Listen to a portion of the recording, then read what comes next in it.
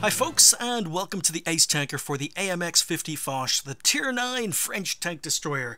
Now, this was a prototype tank destroyer based on the AMX M4 heavy tank.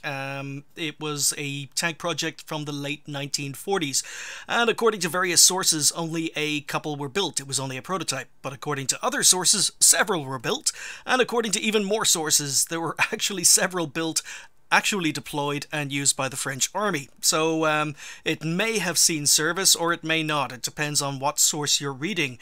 But anyway, in 1944, even before the end of World War II, the French began working on a design for a new heavy tank, and they approved the RL-44 for development. Now, even while the RL-44 was being designed and 60 were eventually built in 1949, it was already considered obsolete. So in 1949, directly after World War II, while the RL was actually in development, the French were already looking for a replacement for it, and they found it in the AMX M4, which was going to be a heavy tank based on the Tiger II. The first plans were for a heavy tank that only weighed 30 tons, so it basically sacrificed, the AMX M4 sacrificed armor for mobility, but not surprisingly, a heavy tank with only 30 millimeters of armor, it was rejected for not being armored enough, and more plans were drawn up increasing the armor to 80 millimeters, but that also increased the weight of the tank to over 50 tons. So the AMX M4 as a 50-ton tank became known as the AMX 50. But as I say, in order to cut down on weight, because the French were focused on mobility as opposed to armor, in order to cut down the weight even further, the AMX was designed to use a new oscillating turret that was armed with an autoloader. Now the autoloader, or the gun, was initially a 90mm, but very quickly that was upgraded to a 100mm because a 90mm on a heavy tank just, not good enough. So once the AMX 50 received the 100mm, it became known as the AMX 50-100. But the French wanted a bigger gun. They wanted a 120mm gun. And the oscillating turret on the AMX 50-100 couldn't support a 120mm gun. So using the AMX M4 plans and German World War II TD, or tank destroyer designs as a basis, the French designed a TD that could mount a 120mm gun. Now, the plan was for the AMX 50 Fache, as it came to be known, to be used as long-range support for the AMX 50-100s. So the 120mm was far better at distance than the AMX 50-100s, and while it was a tank destroyer, it was mainly designed for long-range support. Now, in-game, unlike the AMX AC-46 and the AMX AC-48 at Tier 7 and 8 respectively, those tanks were simply just plans. They were early plans for this tank, the AMX 50, or the AMX 50 Fache. Now, this one was actually built, as I say, and while it is called a prototype, or some sources call it a prototype, other sources say it was deployed in small numbers. Anyway, the Fache made its existence known to the world in a military parade in Paris in 1950. That was the public's first viewing of the tank, and it was named after Marshal Ferdinand Foch, who was the supreme Allied commander during World War I. Anyhow, shortly after the Foch's appearance, French engineers succeeded in mounting a 120mm gun on an AMX 50, and it became known as the AMX 50-120. And as the heavy tank, the AMX 50-120 now had the same firepower as the tank destroyer built to support it from long range. The AMX 50 Fache project was cancelled. So that's pretty much it for the history. It's unknown actually how many were built, but as I say, some sources say it was just a prototype, other sources say it was actually deployed with the French army, but I have no idea. Anyway, in-game, this is my first ace in the tank, and surprisingly here on Al Haloof, it is an all Tier 9 game. So if you want to see how good this tank is, every single tank on either side is a Tier 9, so it's a pretty good matchup. And this is quite a recent tank for me because I actually bought this tank towards the end of patch 9.19. Mainly because I found out that Wargaming were going to be removing the Fache 155 at Tier 10, and I was stuck at basically Tier 9. I hadn't bought the Tier 9, wasn't in my garage. So I ended up having to buy the tank, and I ended up having to grind out all the XP on this tank in the space of basically about 4 or 5 days. get the tier 10 in my garage, purchase it, get it in my garage. So I had to grind out credits, had to grind out this tank from scratch, and it wasn't a very pleasant experience, because this was at the time, patch 9.19, considered the worst tier 9 tank destroyer in the game. It was awful. This tank had absolutely no strengths when I was playing it. No strengths whatsoever, or very few. Mainly, yes, on paper it's got decent armor. The frontal armor gets you between 260 and 300 millimeters of armor, well sloped, so you know, about 260 to 300 millimeters of effective armor. This is not exactly a weak spot, because this goes from about 260, yeah, it's about 260 millimeters of penetration required to pen this anti-aircraft yeah, this is an anti-aircraft turret. It was remote controlled from inside the vehicle, but yeah, this is not exactly a weak spot. As I say, you can pen it with high penetration guns, but it's about 260 millimeters of effective armor. The lower glacis on paper is quite weak, but again, because of the sloping and angling, this is actually closer to around 210 millimeters of penetration required. So not exactly a weak spot. So what am I complaining about? What am I complaining about, Irish? You know, it seems to be quite good frontal armor so far. Yeah, but then you've got this thing now. This thing is both a commander's viewport, and it's also a rangefinder. And problem is, this area here can absorb shots because it's not a hitbox, and this area here can absorb shots because it's not a hitbox. So you can be shot here, it'll say you were hit, but it won't do any damage. But if you hit towards the center, basically around this area, you know, it's only about 150 millimeters of armor, so this can be penned by pretty much any tank that's facing it. About 150 millimeters of armor here, and it's on top of the tank. And this is the problem, because the tank doesn't have very good gun depression. Even if you try to go hull down, try to just expose your gun, you are always going to be exposing this, no matter where you play this tank, at the back, at the front, aggressively. This is always exposed. Even when you think you're in cover behind a ridge, this is still exposed, and you're going to get shot here. So that was the first problem with the tank. The second problem with the tank is it only had 40 millimeters of side armor, so pretty much anything could overmatch it. Its turret, or its traverse speed wasn't very good, so faster tanks could easily get to your side and rear. And the top of the tank had absolutely no armor, so RT loved hitting this tank. So these were all problems with the tank, all problems with the TD.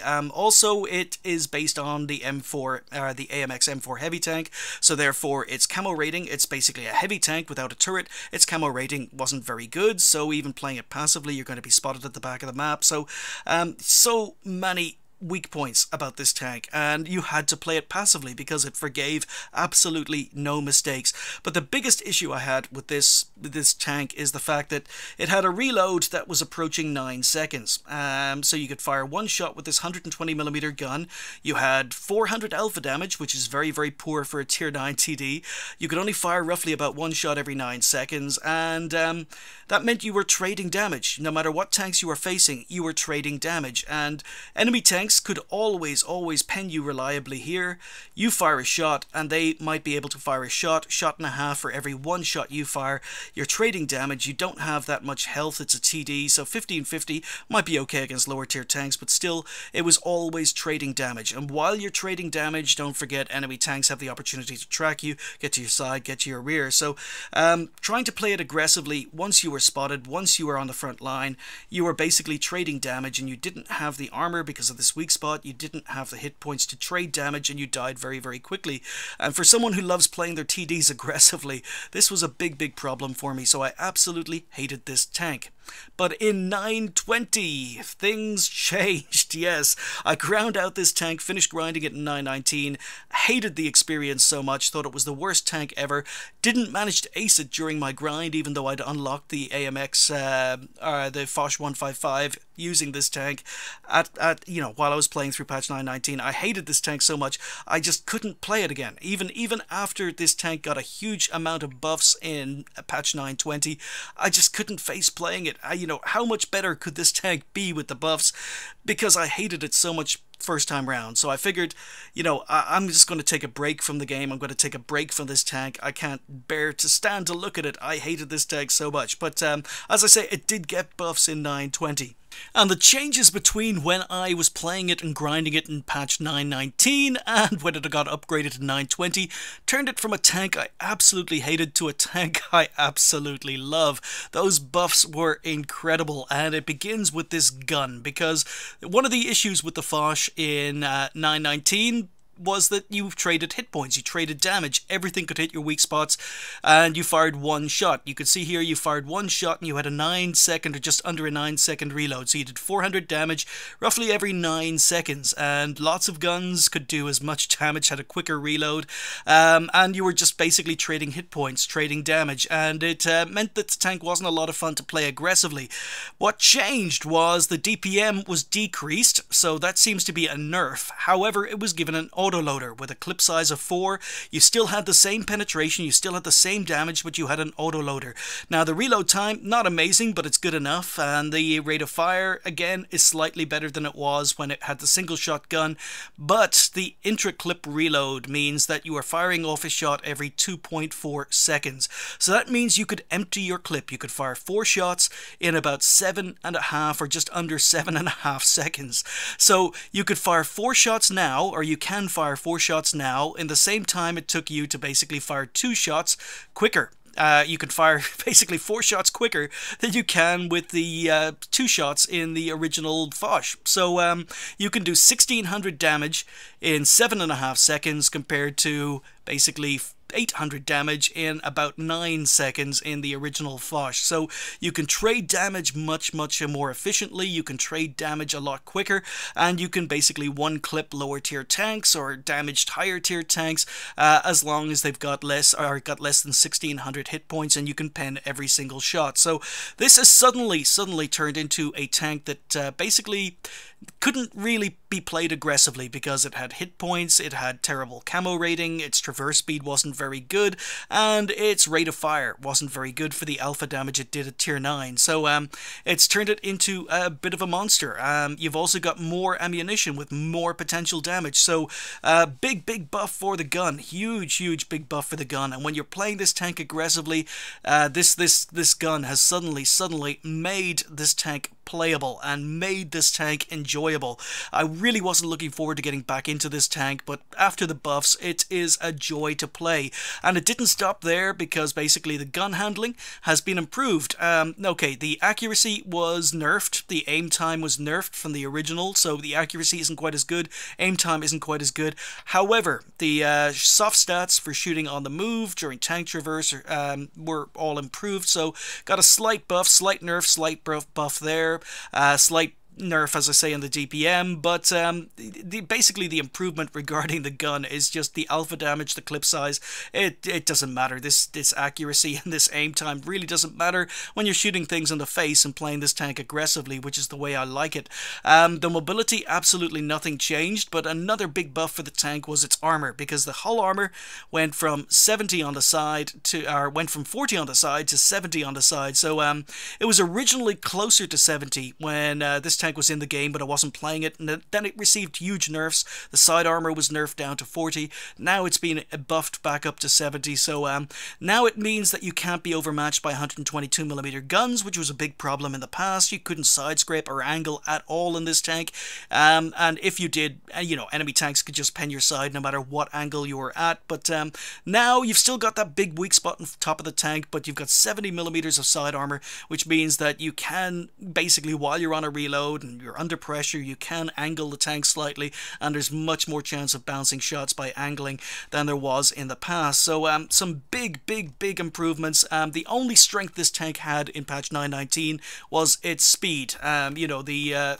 traverse speed, forward speed 50 kilometers an hour, which it can get to. The engine power was quite good, and the power to weight ratio was very good. So it was very good in a straight line. It still has that strength. It still has a lot of weak points. The armor is still, you know, very weak on front if you're just going for this weak spot. The armor didn't get very many buffs other than the side armor. You can see that the side armor here is 70mm, so you can side scrape, you can get effective armor and ricochet angles. There is a patch of 80mm here compared to 70 on the rest, so this is some tracks that have been attached to the side of the tank. But when you're side angling or side scraping, basically you can get it up to 279. You can get it even higher if they hit this patch of 80mm. You can't over angle because then the armor is garbage again, but you do have a lot more flexibility in patch 920.1 or 921. So yeah, this weak spot's still there, but this isn't really a weak spot. As I say, you can bounce using the anti-aircraft turret here. The frontal armor, as I say, it's roughly about 260 up to about 300mm depending on where you hit. But you can trade damage now. It doesn't matter, you know, they put one shot in here, you put 4 shots into them. You know, that's basically the way the tank plays now, so you can play it a lot more aggressively. And on top of that, there was a slight other buff here. So this is when we look at the model in 919, I didn't see this in any of the patch notes, but when we look at the model in 919, it looks almost identical, except we have this little patch of red armor here. And what that is, let's go into the visual here.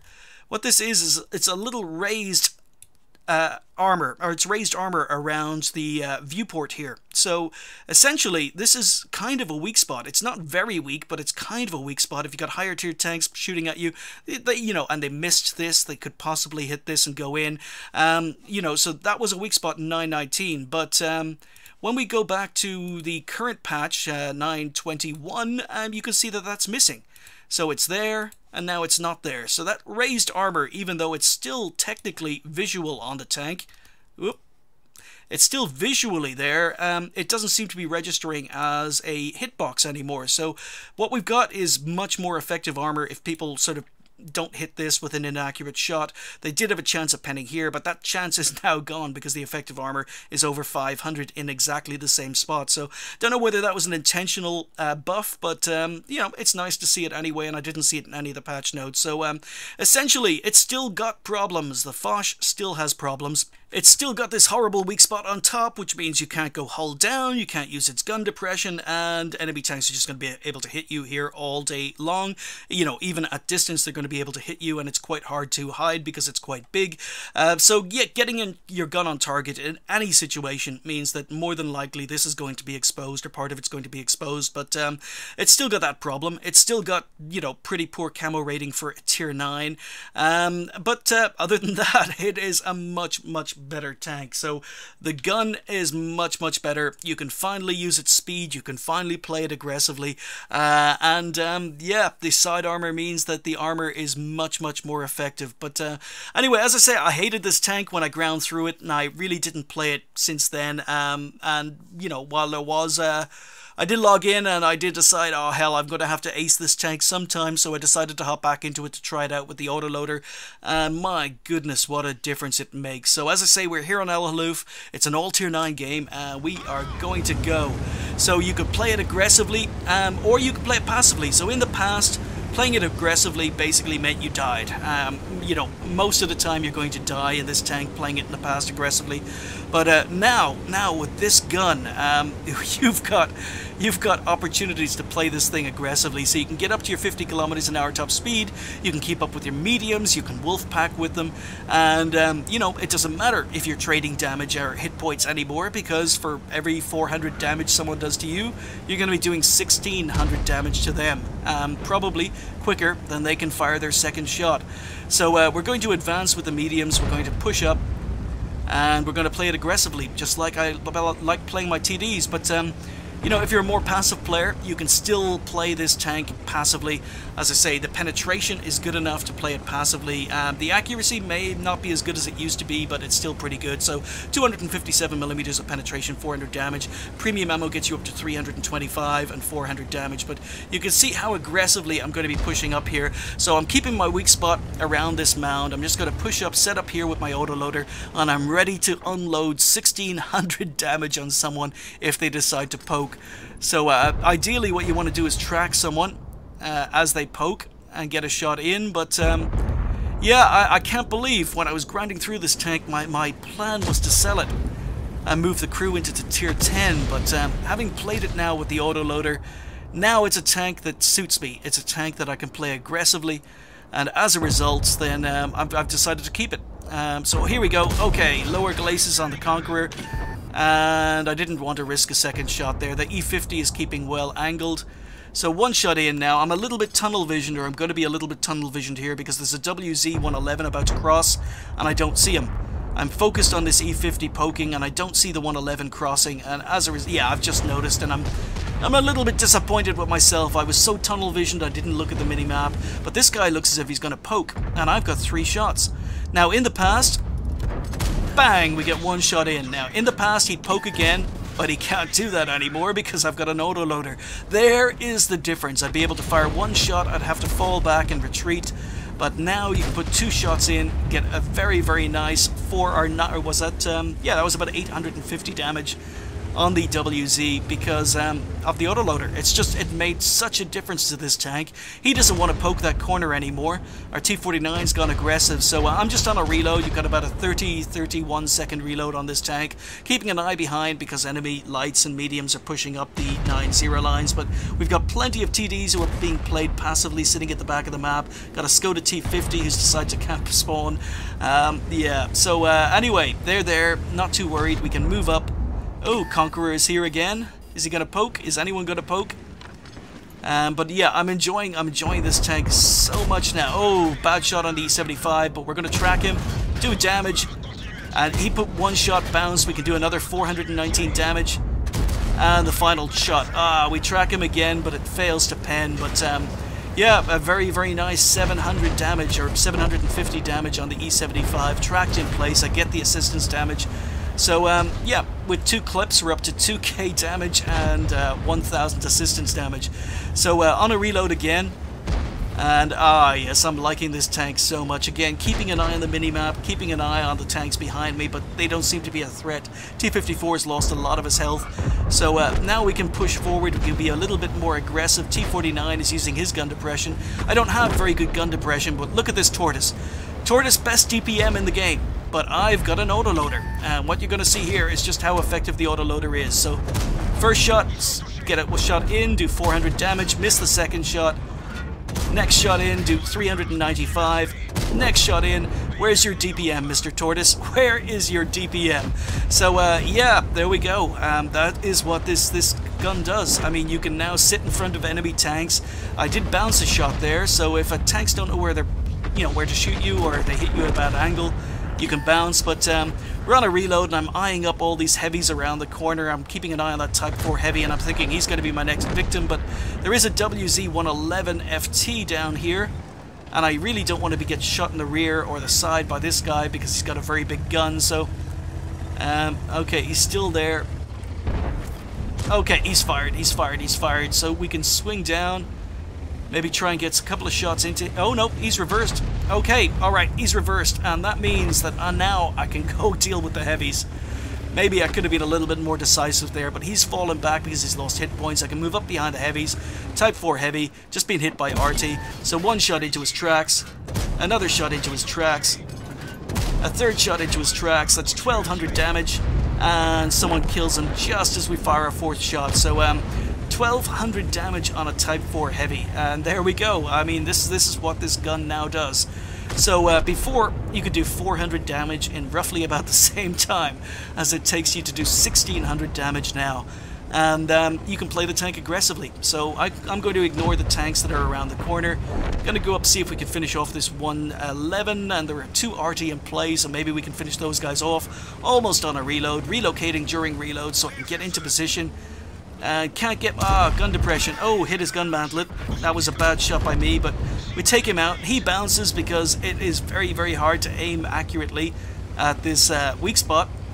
If you're snapping shots in, then sometimes you're gonna, you're gonna bounce. The frontal armor was always decent on this tank, but when you come across someone who knows what they're doing, who aims carefully, they can pen you every time from the front. There's nothing you could do about it. But unfortunately, that bounce, I think it was because I auto-aimed accidentally, but because of that bounce, I've only got 2 shots left. There were 2 RT on the enemy team, and once again, the mobility was this tank's probably only strength. There was nothing good about this tank prior to its buffs. The mobility was the only thing. It had bad camo, bad armor, bad. You know, the gun handling wasn't great, the alpha damage wasn't great, the reload wasn't good.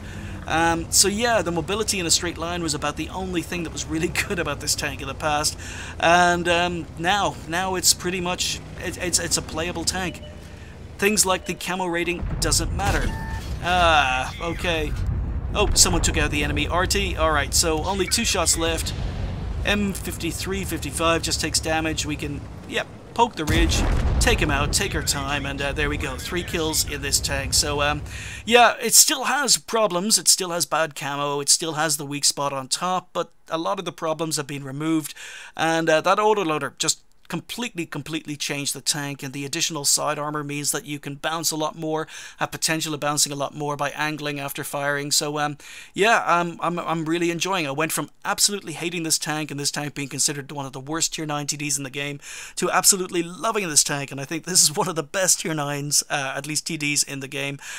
So yeah, it's amazing what a couple of buffs do, even though the tank hasn't changed all that much.